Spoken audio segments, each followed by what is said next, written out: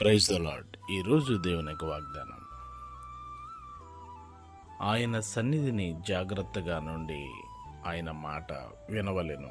నిర్గమకాండం 23వ అధ్యాయం 21వ వచనం. ప్రియులరా, మనము దేవుని సన్నిధిలో జాగ్రత్తగా ఉండి దేవుడు మనకి అనుగ్రహిస్తున్నటువంటి మాటలను జాగ్రత్తగా వినవలనని దేవుని వాక్యం సెలవిస్తుంది. నీ దేవుడైన యెహోవా వాక్కును శ్రద్ధగా విని నేడు ఆయన మనకు ఆజ్ఞాపిస్తున్న ఆజ్ఞలన్నిటినీ కూడా అనుసరించి మనము నడుచుకునేటప్పుడు మనకు దీవెనలు ప్రాప్తిస్తాయి.